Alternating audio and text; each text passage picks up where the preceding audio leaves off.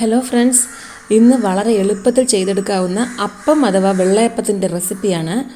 ചില ദിവസങ്ങളിൽ നമുക്ക് ദോശമാവ് അരയ്ക്കാൻ സമയം കിട്ടാതെ വരികയോ മറക്കുകയോ ഒക്കെ ചെയ്യുമ്പോൾ പെട്ടെന്ന് ചെയ്തെടുക്കാൻ പറ്റുന്ന ഒന്നാണ് ഈ അപ്പം, വെള്ളയപ്പം. ഞാൻ ചിലപ്പോൾ ഒക്കെ ആപ്പം എന്ന് പറയും കേട്ടോ. ഇവിടെ മാക്സിമം എല്ലാവരും ആപ്പം എന്നാണ് പറയാറുള്ളത്. അപ്പോൾ എന്തെന്നാൽ ഞാൻ ഇന്നലെ രാത്രി ആയപ്പോഴാണ് ഇന്നത്തെ ടിഫിൻ്റെ കാര്യം ആലോചിച്ചത്. അപ്പോൾ എളുപ്പത്തിൽ ഇത് ചെയ്തെടുക്കാമല്ലോ എന്ന് വിചാരിച്ച് പെട്ടെന്ന് ചെയ്ത ഒരു സംഭവമാണ്. അങ്ങനെ നിങ്ങൾക്കും കൂടെ ഒന്ന് കാണിച്ചു തരാമെന്ന് വിചാരിച്ചു. പക്ഷേ രാത്രി ഞാൻ വീഡിയോ എടുക്കാൻ വിട്ടുപോയി. വേറൊന്നുമല്ല, 3 ഗ്ലാസ് പച്ചരിയും 2 സ്പൂൺ ഉഴുന്നും കൂടെ നന്നായിട്ട് കഴുകി വൃത്തിയാക്കിയതിന് ശേഷം അതിൽ 2 കപ്പ് അവലും കൂടെ ഇട്ട്, പിന്നെ 1 സ്പൂൺ ഈസ്റ്റ് അതും കൂടെ ഇട്ട് നന്നായിട്ടൊന്ന് സോക്ക് ചെയ്യാൻ വെച്ച് കേട്ടോ രാത്രിയിൽ. അപ്പത്തിന് സൈഡ് ഡിഷായിട്ട് ഗ്രീൻ പീസ് കൊണ്ടൊരു കുറുമ വയ്ക്കാമെന്ന് വിചാരിച്ചു. അപ്പോൾ അതും കൂടെ സോക്ക് ചെയ്ത് വെച്ചിരിക്കുകയാണ്. അപ്പോൾ നമുക്ക് ഈ അരി ഒന്ന് അരച്ചെടുക്കാം.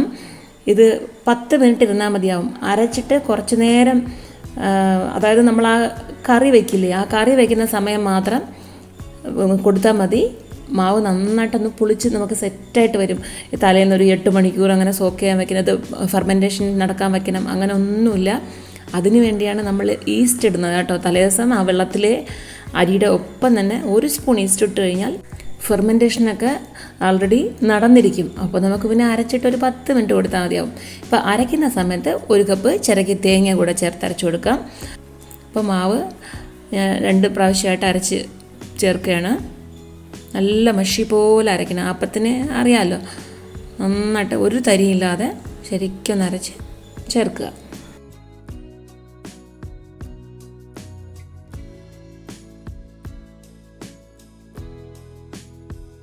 ഇപ്പം നമുക്ക് ഈ മാവിന് ആവശ്യമായ ഉപ്പിട്ട് കൊടുക്കാം.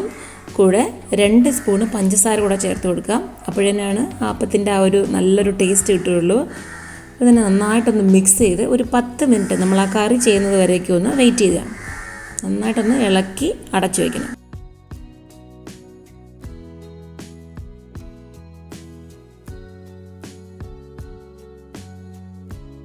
ഇതവിടെ ഇരുന്നോട്ടെ. നമുക്ക് പട്ടാണി കുറുമ എങ്ങനെയാണ് ചെയ്യണമെന്ന് നോക്കാം.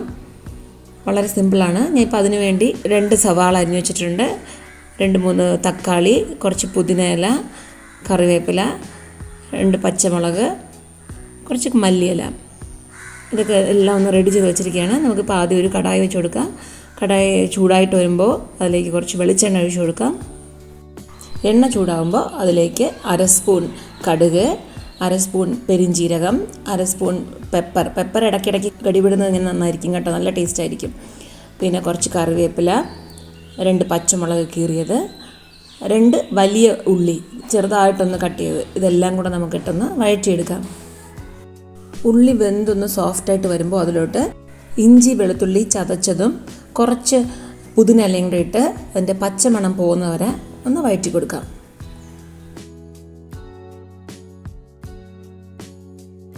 ഇപ്പോൾ കറിക്ക് വേണ്ട മസാലകളൊക്കെ ഒന്ന് ചേർത്ത് കൊടുക്കാം. 2 സ്പൂൺ മല്ലിപ്പൊടി, 1/4 സ്പൂൺ മഞ്ഞൾപ്പൊടി, 1 spoon red chilli powder, 1 spoon garam masala.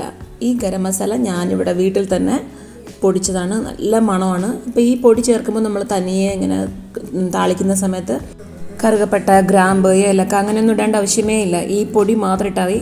നല്ല എഫക്റ്റീവാണ്, നല്ല സ്മെല്ലും കൂടെയാണ് കേട്ടോ.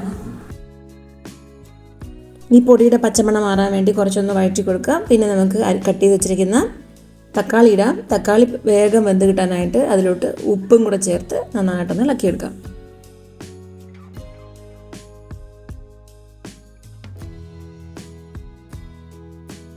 ഇത് ശരിക്കും ഒന്ന് വെന്ത് കിട്ടിയിട്ടുണ്ട്. നമുക്കിപ്പോൾ വേവിച്ച് വെച്ചിരിക്കുന്ന ഗ്രീൻ പീസ് ഇട്ട് കൊടുക്കാം, പട്ടാണി ഇട്ട് കൊടുക്കാം.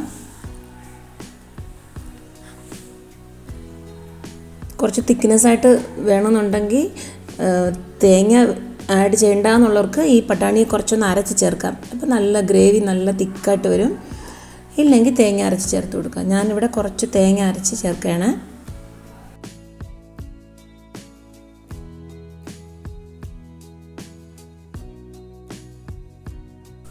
കറിക്ക് ആവശ്യമായ വെള്ളം കൂടെ ഒന്ന് ചേർത്ത് കൊടുക്കുക.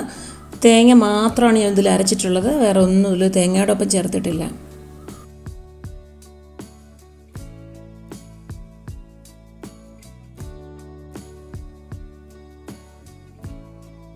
അപ്പോൾ ഇതിലോട്ട് കുറച്ച് മല്ലിയില കൂടെ ഇട്ട് കൊടുക്കാം. ഈ ഗ്രേവി ഒന്ന് തിളച്ച് വരണം, അത്ര മാത്രമേ ഉള്ളൂ. നമ്മുടെ ഹെൽത്തിയായ പട്ടാണി കുറുമ റെഡി ആയിട്ടുണ്ട്. ഇനി നമുക്ക് അപ്പം ചുട്ടെടുക്കണം, അത്ര തന്നെയാണ്. ഇപ്പം ഞാനിവിടെ ഉപ്പും എരിവും ഒക്കെ ഒന്ന് ചെക്ക് ചെയ്യാണ്. കറിക്ക് ആവശ്യമായ ഉപ്പും തക്കാളിയുടെ ആ പുളിപ്പും എരിവും എല്ലാം കറക്റ്റാണ്. നല്ല ടേസ്റ്റി ആയിരുന്നു. അപ്പത്തിന് ബെസ്റ്റാണ്. ഇടിയപ്പത്തിനും ഉപയോഗിക്കാം, ചപ്പാത്തിക്കും എടുക്കാം. ഓക്കെ, അങ്ങനെ നല്ലൊരു സൈഡ് ഡിഷ് റെഡി ആയിട്ടുണ്ട്. കുറച്ചൊന്ന് തിളച്ചോട്ടെ.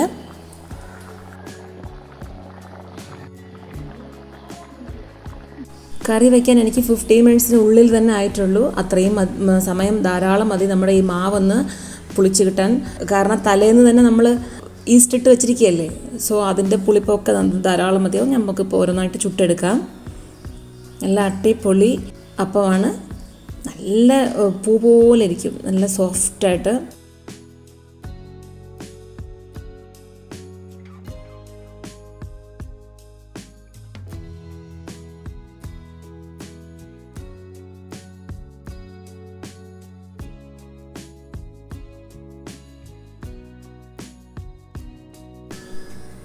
അപ്പോൾ ഈ അപ്പം ചെയ്യാൻ തലേന്ന് തന്നെ അരച്ച് പുളിപ്പിക്കാൻ വയ്ക്കണം അങ്ങനെയൊന്നുമില്ല. നമുക്കൊരു ഈസ്റ്റ് മാത്രം ഇട്ട് വെച്ചാൽ മതി അരി കുതിരാനിടുമ്പോൾ. അതും പച്ചരി കുതിരാൻ വെറും 2 hours മതി. ഓവർനൈറ്റൊന്നും അങ്ങനെയൊന്നും വേണ്ട, ആവശ്യമേ ഇല്ല. നമുക്ക് വൈകുന്നേരം വേണമെന്നുണ്ടെങ്കിൽ ഉച്ചയ്ക്ക് ഇട്ടിട്ട് വൈകുന്നേരം സുഖമായിട്ട് ചുട്ടെടുക്കാം. അപ്പോൾ ഇതുപോലെ എല്ലാവരും ഒക്കെ ഒന്ന് ട്രൈ ചെയ്ത് നോക്കൂ. എൻ്റെ ഈ വീഡിയോ ഇഷ്ടപ്പെട്ടുവെങ്കിൽ ലൈക്ക് ചെയ്യൂ, കമൻറ്റ് ചെയ്യൂ, ഷെയർ ചെയ്യൂ, സബ്സ്ക്രൈബ് ചെയ്യൂ. നമുക്ക് വീണ്ടും അടുത്ത വീഡിയോയിൽ കാണാം. Till then, bye for now.